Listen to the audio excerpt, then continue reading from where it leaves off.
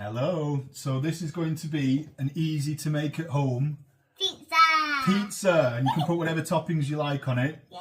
And we're sharing this because it's fun to do, isn't it? And Jessica wanted to make a video, so we're going to show you how we make our pizza at home. Okay, so the first thing we want to do is we want to get half a cup of water.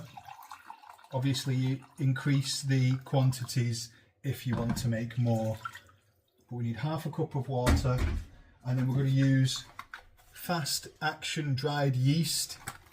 Now there's two different types of yeast. You can get the fast action one, which will work straight away, or you can get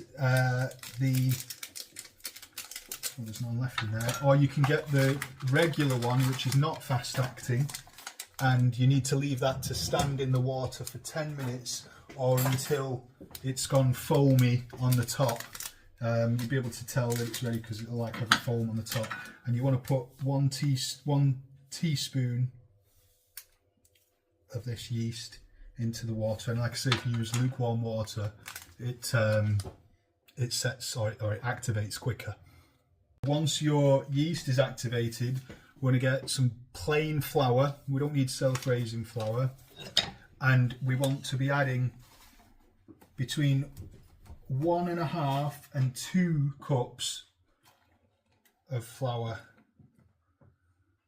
So we're going to do 1.5. We can add more if it's needed, if it's not going the way that we want it to. And you also want to add a little bit of salt as well, not a great deal.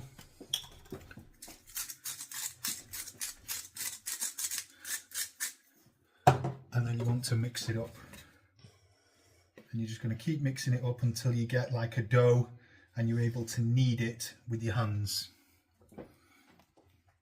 Okay, so when I say about kneading it, if you keep turning it and mixing it with the mixer, eventually you'll get like a dough. Well, it is a dough, but this is the kind of consistency that you want, and you really want to be getting it all well mixed up. And once you've got it so that it's all of the same consistency and it's nice and doughy, and we're confident that all the ingredients are well mixed, what we're going to do is we're going to leave it to stand for 10 minutes. And we're going to leave that covered with a tea towel just on the side. Now, if you make extra, you can save it in the fridge for up to a couple of days, so long as you put it in a sealed container, so either a Ziploc bag or a sandwich box where the lid clicks closed, and it will keep up to 2 days. So that's the consistency that we're looking for. It's like dough, it's all well mixed, it's not bitty and grainy. You can add flour or a little bit of water where it's needed if you feel like it's too dry or it's too sticky, but it is supposed to have a little bit of stickiness. Remember, it is dough. And then, like I say, you want to roll it up into a ball. And what I like to do, so that it doesn't stick while it's being left for the 10 minutes or so, is I put a little bit more flour in the bottom of the bowl like that. You can see, I place the dough into there, and then I'll get a tea towel and I'll cover it up, and I'll leave that to stand for 10 minutes. Okay, for the next step, we're going to make the tomato base, and we like to have a garlicky tomato base, but if you're not a big fan of garlic, you don't have to include this step. So I like to use a garlic press. You can also use a cheese grater, and you use the fine end, and you just grate down the garlic once you've taken it out of all the skin, and it'll stick to the inside of the cheese grater, and you just use a little knife and you just scrape it off, the same way that we're going to do with this garlic press here. So the way that we do it with the garlic press is we just put it in there and you just press, and as you can see, it mashes it out the other side, and then you just use the knife to scrape that off, the same way that you would do if it was in the going through the cheese grater. Put a clove of garlic in there, squeeze it out like that.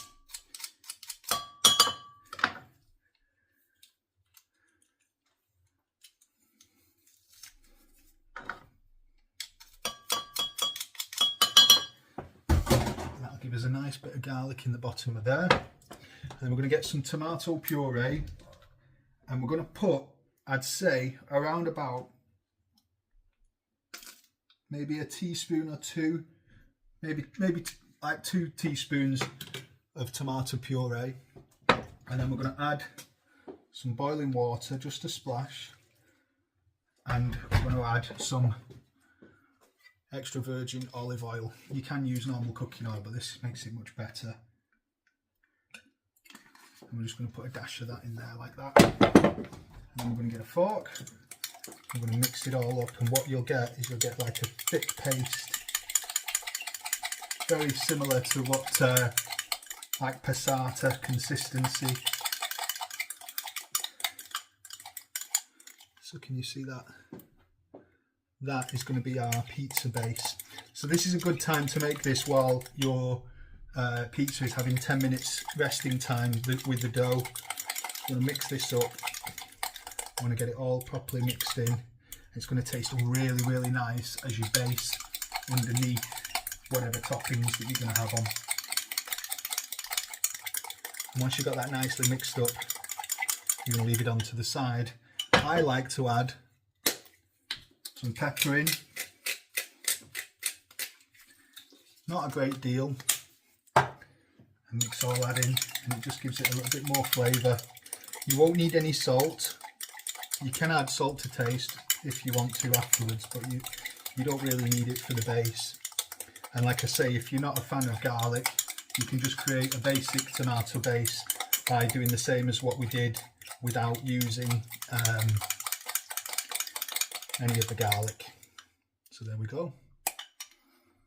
Okay, at this point we're going to start the oven preheating at 180 degrees. It's now been 10 minutes since our dough has been left to rest, and we want to get a baking tray, and we want to get a nice just even coating, not a lot of oil across the tray, so that our pizza is not going to stick to it.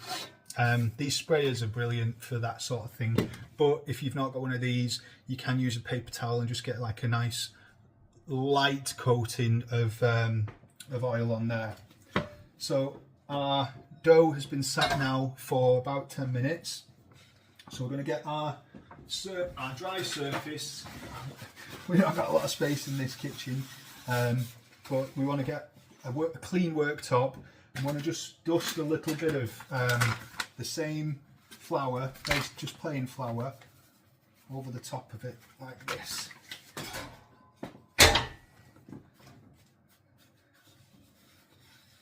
And on our hands, I'm going to take our dough, and can you see how it's not stuck to the bottom because we put some flour on before? You can just brush that off. And we're just going to give it another little bit of a mix, and what we're going to do now is we're going to start to spread it out to be the shape of whatever we want our pizza to be. Now you can do this by hand if you want like a really artisan looking type pizza, or you can use a roller. I think we've got a new roller in here, just a little one, and you can roll it out. Obviously this is better when you're doing it on a surface rather than on a board. You can use a roller, you can use your hands, it's all the same. But you don't want it to be too thick, unless you want a thick base pizza. If you like a really deep pan, then I'd probably leave this at around about 1 centimetre to 1.5 centimetres. But if you're like me and you like a thin crust pizza, you want to press it down. You don't want to feel like you're going to go through the dough. You just want to spread it out like this. Obviously it's a messy job, and you want to try and be mindful of the shape of your tray so that you're not going too big for your tray.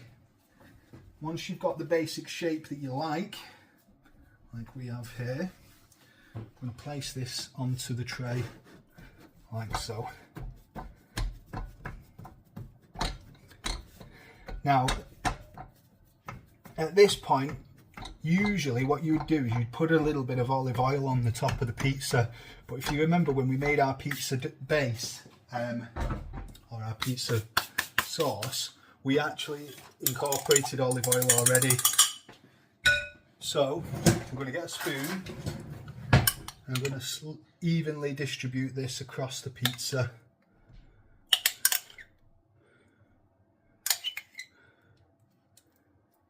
Like so. And you want to try and get a pretty good coverage, right? Obviously there are better tools to use. You could use a spatula if you wanted to. I like the rustic vibe that you get from using the bottom of the spoon to spread it out. But you want to get a nice even coverage. So the quantities that I've been using, it's going to make a good pizza size for maybe 2 people, or one adult and 2 kids for sure. This will be more than enough for Jessica and I. In fact, there'll probably be some left over for Bella to have. And then we get a nice coverage like that. So it's looking good. Now it's time to choose our cheeses. Now, Jessica prefers this grated mozzarella, but you can get the mozzarella balls. They come with some water in them, and basically you drain the water out and you slice it into probably about half centimetre slices, thickness, half centimetre thickness slices, and spread them out over the pizza, and they will melt and spread out. Like I say, Jessica really likes this grated mozzarella, so we use this, and basically we just want to get a nice even-ish distribution.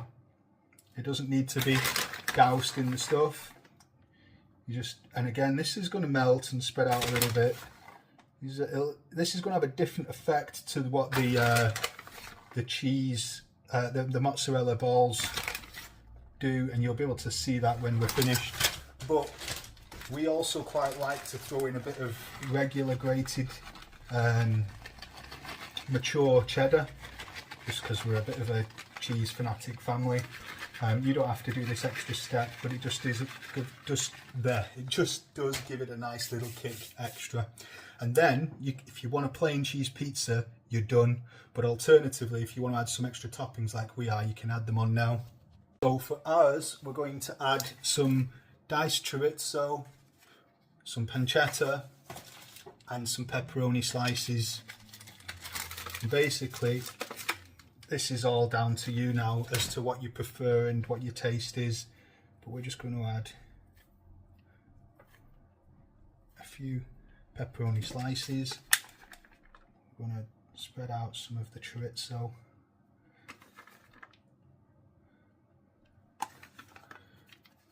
And the same for the pancetta. And you can be pretty liberal with this. A little does go a long way, but we're a meaty family. And then what I like to do at this stage is add a little bit of oregano. Just a bit of a dusting over the top. It gives it a nice flavour. You really do taste the difference, but it is subtle. And again, a little bit more pepper.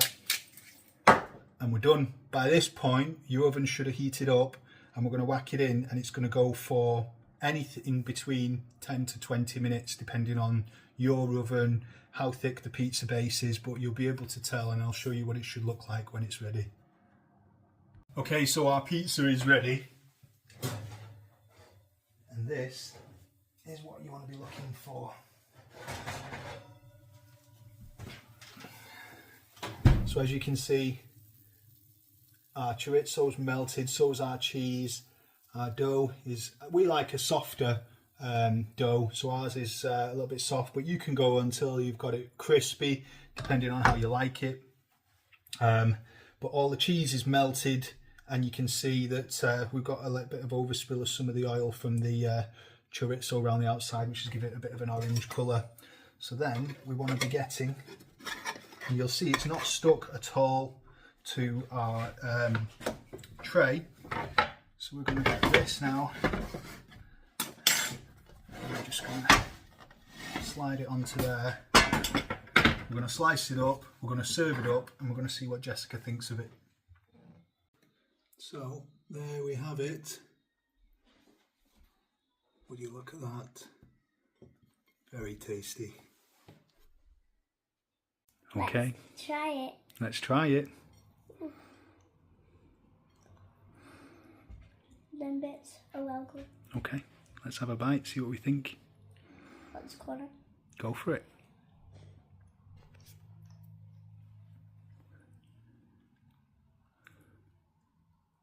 Mmm. That is well good. How do you make the one? I'm glad you like it, chickadee. It's like you just order it off. Like Gordon Ramsay. That's well good. 10 out of 10. Best meatball pizza ever. Bye.